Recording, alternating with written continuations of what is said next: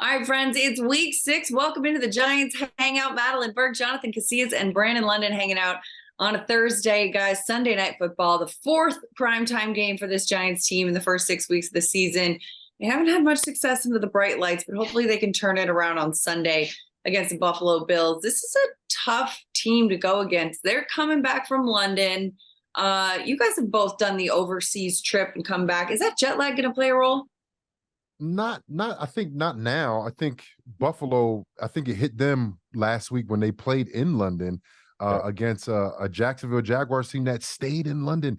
I didn't even know you could do that.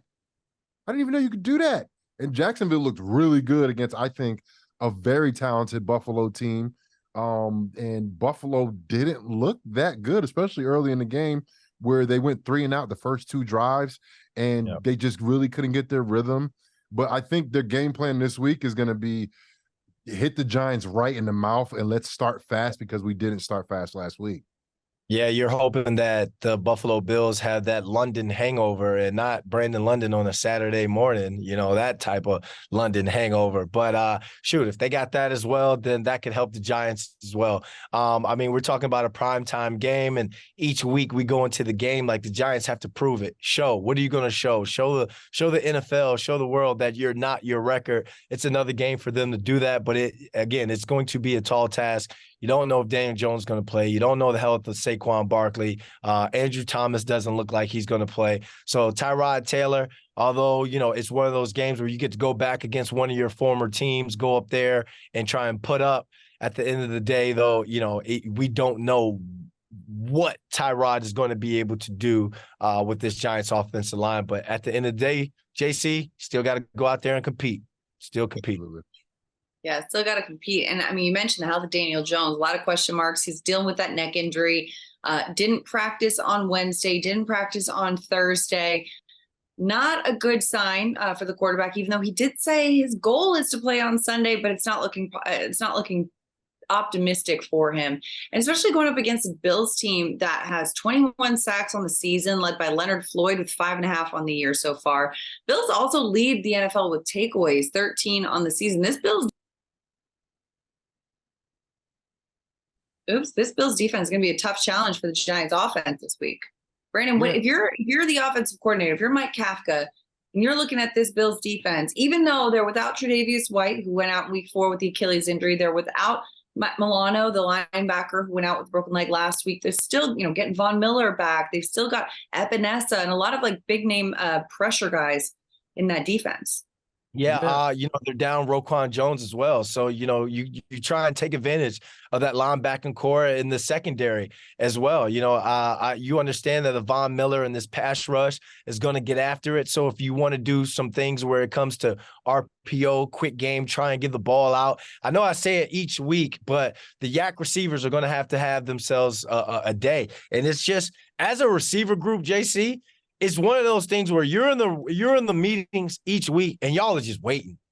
You're just waiting for your chance, your opportunity to go out and show, because no one's gave up on the season just yet. Everyone's looking at this. I believe you're looking at this as, all right, this could be a rally game. This could be a statement game that even though we could be down player X, player Y, and player Z, we can still go out there and make some noise. You're just going to have to. So if you're in that receiver room, I don't know how creative Mike Kafka is going to be or wants to be, especially with the offensive line still banged up, and you got a QB2 and T2 Tyrod Taylor. But Tyrod is in his 13th year in this league. You can still have concepts. You can still have protections dialed up and shots dialed up in this offense. It's just about how the flow of this game is going to be, what it's going to look like, especially early. Do you attack early or do you play ball possession? So many things Mike Kafka can do, but at the end of the day, I'm sure if you're one of these Giants receivers or pass catchers,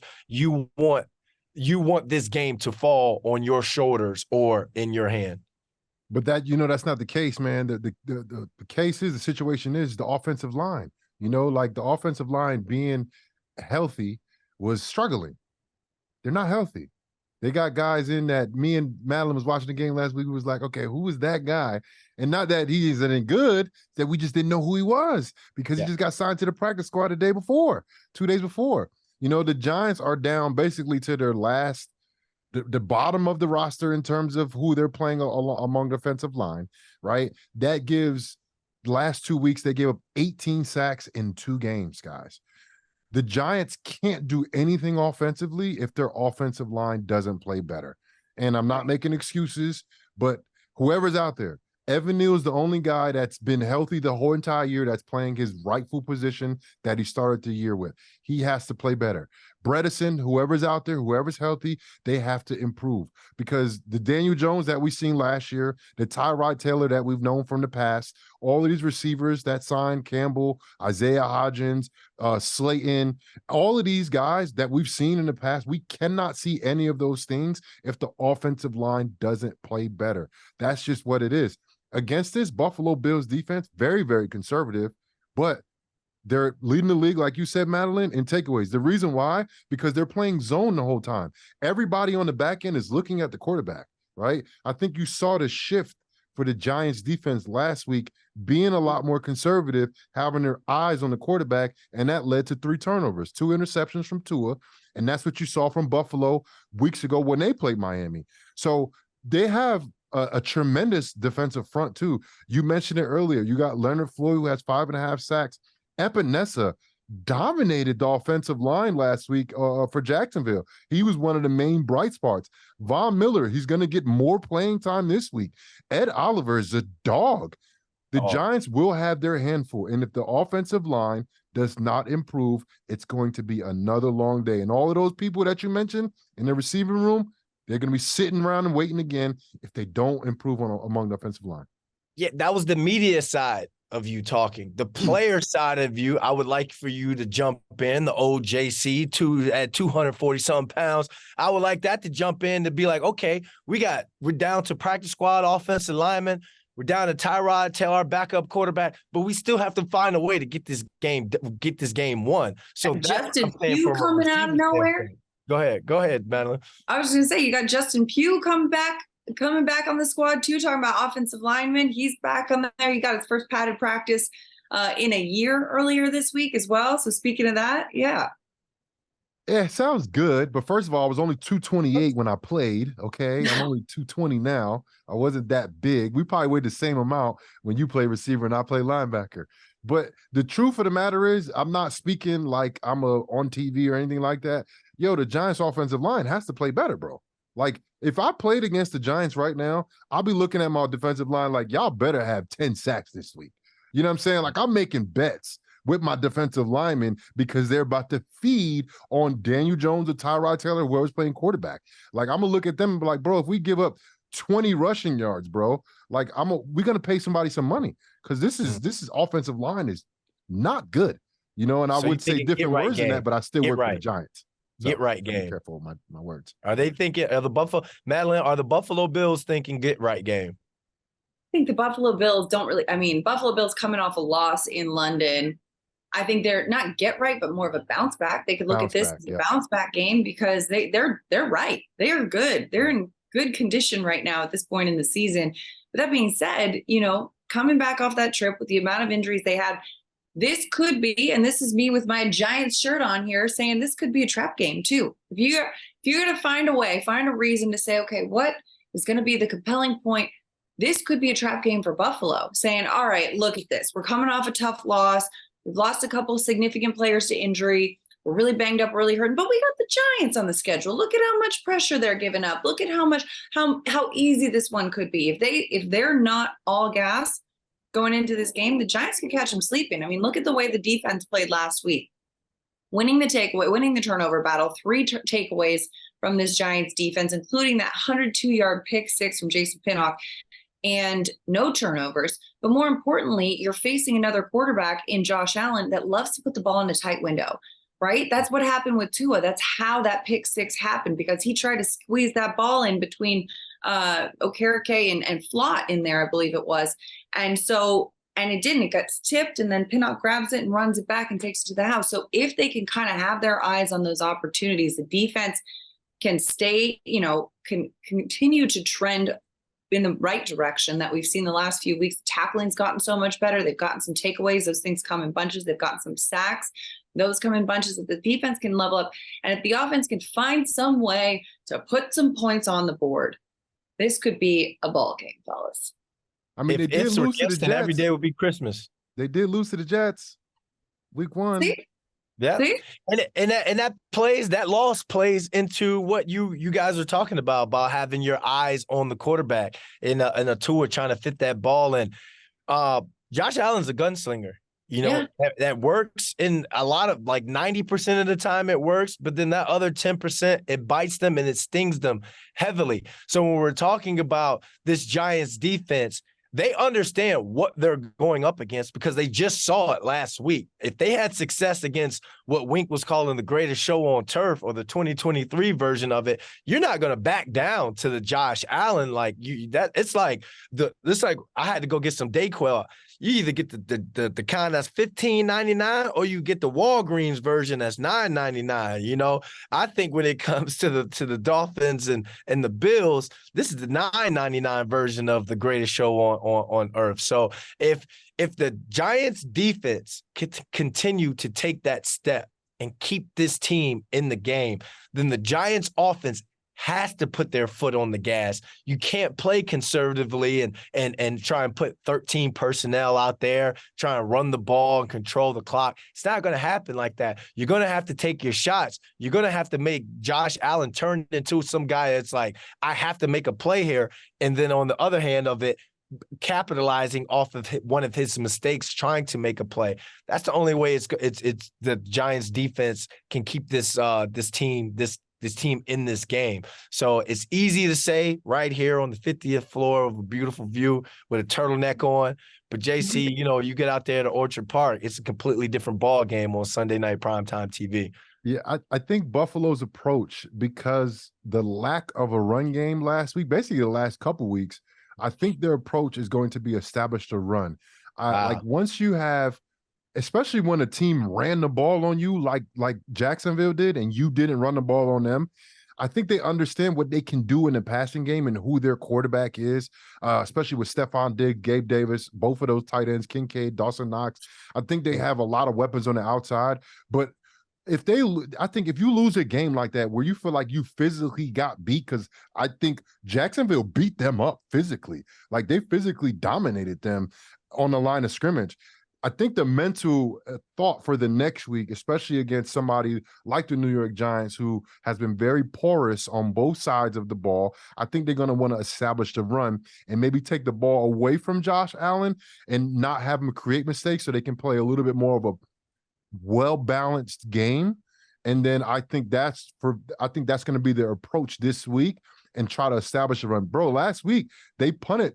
They were 3 and out the first 2 drives against Jacksonville. They were only 3 and out, I think 3 or 4 times the whole season before that. And I think the thought process is we got to establish a run first. So I think it's going to be less Josh Allen early in the game, more Cook, more of the run game early in the game, and the Giants can do a good job against that. Then I think Josh Allen is going to have the ball in his hands. But then that puts it back into when he's playing well, when he's not throwing the ball to the other people that play for the other team, he's probably the best quarterback in the NFL, and that's very dangerous. Right. Well, and he's been well protected too. He's only been sacked 9 times this season. But you mentioned the Bills run game. Yeah, they've got this running back by committee situation going on between Latavius Murray, James Cook, what have you. But last week, they couldn't get the run game going. I mean, you mentioned the 3 and outs. A lot of that could be a little bit of the overseas jet lag as well. But they had 14 rush attempts for 29 yards. And, you know, playing from behind, I'm sure passing a bit more as well. But between James Cook, Damian Harris, Latavius Murray, they just didn't have a run game going last week. So you think that they're going to try to emphasize that a little bit more against this Giants team? Perhaps that could be the case as well. It just changes the construction of the game, I guess, a little bit, Brandon. Yeah, and if you have one of those pass catchers in terms of the Bills or fantasy, you may hate it, you know, but if you're looking at the Bills, you just want to get out this game clean cut with a dub, not an overly convincing dub, but you want your stars healthy. So if you don't have to force 13 targets to a Stephon Diggs, 8 targets to a Gabe Davis, who scored a touchdown in the last 4 games. You're not going to want to do that. So it's going to be huge on the Giants defense to stop the run, because what comes off the run? The RPO. What comes off the RPO? Play action. If they go play action, they are going down the field. They have 50-50 ball receivers who can come down and make plays. So it's going to be imperative for this Giants defense to stop the run. And then on the flip side of it, if the offense is going to try and play some sort of game possession clock management game, whatever you do, you have to move the field, and you need 7 out of that drive instead of 3. Can't chase 7 with 3. So look, it's going to be a tall task. You're going to hope that the Bills are rusty. You're going to hope that they come out, have another 11 penalty game. They were flagged 11 times out in London as well. You're going to need that. You're going to need some drop balls, that sort of thing. But at the end of the day, the game still has to be played. So if you're one of these Giants guys, receiver, DB, whatever it is, you got to look at it like, hey, it's showtime, it's opportunity, and why not do it on the biggest stage? Why not create some sort of upset throughout the NFL on the biggest stage, and that's primetime football? Do you know how much Buffalo's favored by? 14.5. That's really bad.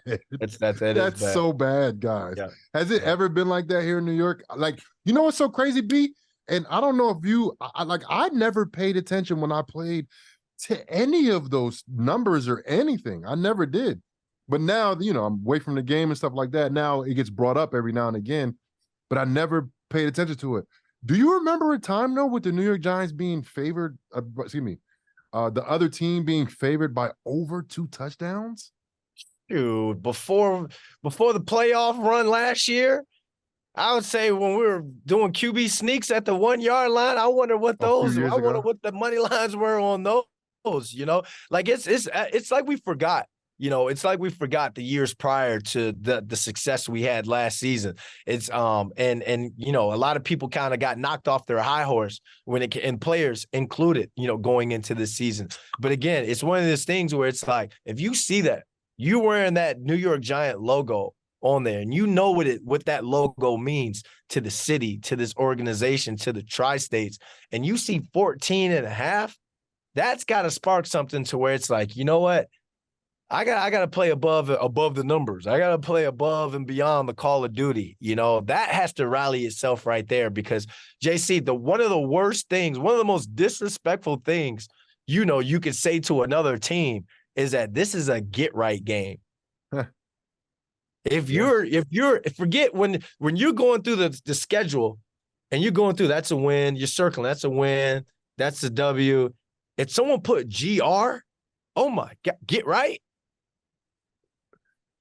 Yeah, and the thing is, the Giants have put themselves in that situation to where, I mean, the Giants are almost making guys, you know, rookie of the year candidates and defensive rookie of the year candidates and, you know, defensive player of the year candidates, you know, because they're just giving up, you know, like you said, you get a sack, you get a sack, you get a sack.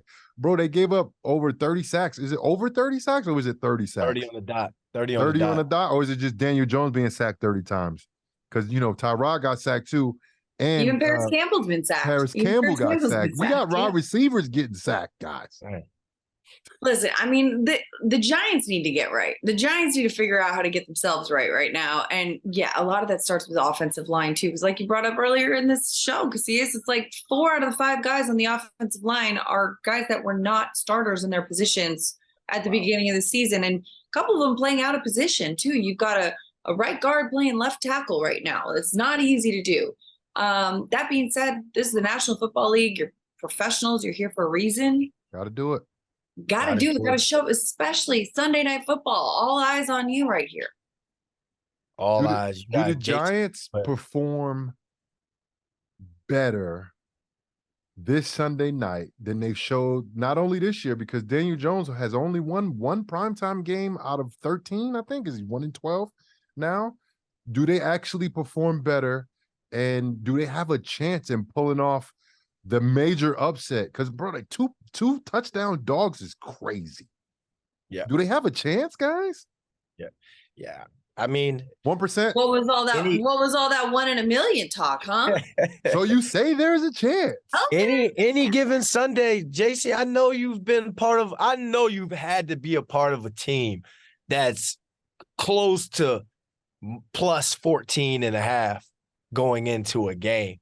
See, I never knew the numbers, though. I never knew the numbers. I told you that. I said that. I never knew the numbers. But I'm sure you've been on a Probably game where so. you be like, man, we got everybody out. This person down. That person suspended. This person in the club last night. Like, we need it all, fellas. We need it all plus some. It's one of those things, and it is if you can get through the first quarter, if you can weather the storm, obviously you're going to be in Buffalo. That crowd's going to be raucous. You can get through that. And then you get to remember, it was 17-10 at the half against the greatest show on turf. It was 14-10, like almost at the half, too. Right? Like they were in it. This is where I'm like, I'm nervous because every show that I've done with you guys, with Schmelk, wherever, we always talk about the defense doing more because of the offensive line being hurt, Saquon being out. And remember, we were like, they have to take the ball away. Yeah, they had 3 turnovers, a defensive touchdown, and it still wasn't really that close of a game at the end. Now, this is where I'm like, all right, so we got to do 4 turnovers, 2 defensive touchdowns. Like the offense needs to level up this week. They have to because, yes, the defense gave up a lot of yards, but that's not just because the defense was porous and Miami offense is that explosive. It's because our offense didn't put out as much. So the only people that had the ball was the Miami Dolphins, so the offense has to step up, not just the defense getting takeaways. The defense actually has to get the guys off the field. I think it was like late in the second quarter where the Dolphins were on like their second or third down. After so many drives, it was like if they don't get the third down, they were either throwing an interception to us or they were scoring a touchdown of like 60 yards. Like it was insane. So the Giants not only got to improve defensively, and I'm going to put all the responsibility on the defense because they have the guys to do it. They've been relatively healthy. And the offensive line, the offense in general had been struggling, especially with the offensive line, with the injuries that have happened, with the play that's been going on. The defense has to do more, and they got to even do more than what they did last week, which is crazy to say. But this is where they're at right now, where the defense needs to score a touchdown. The defense needs to force multiple turnovers and then kind of spark that life, resuscitate that offense, wake them up. Because they sleeping right now, man, and they need something to jumpstart them to get going. Crunk ain't dead, Crunk ain't dead, Crunk ain't dead, Crunk ain't dead. Clear. Just do a little one of those. Clear. Right. Yeah, exactly. Listen, either way, Sunday Night Football, they're going to be out there. And you got nothing to say, huh, Madelyn? You're just trying to figure it out. No, but we're in that situation. A lot of Giants content creators. I'm sure Bob Papa, Carl Banks, they're always trying to think about, all right, what can we say? What can we bring? What can we add to what it is? At the end of the day, it is what it is. Both player, coaches, everyone in that building knows what the situation is. And if you're a player and you're like, all right, our season's over, let me bring the golf bag in the locker room. Guys don't feel like they feel that way in the locker room. No, I don't feel that at all. I don't. Yeah. I haven't felt that at all, which is why it's like, all right, that's why you're always trying to find a way. All right, do they go 13 personnel? Do they do X, Y, Z? Let's not get gray in our beards by trying to overthink. This Giants team needs to go out there, put their best foot forward, and show really good product. And then whatever happens from there just happens. Whatever happens, happens. Giants, Bills, Sunday Night Football, Week 6. We'll see how it all goes down, and we'll be back next week with more from the Giants Hangouts. For Jonathan Casillas and Brandon London, I'm Madelyn Burke. We'll see you next week.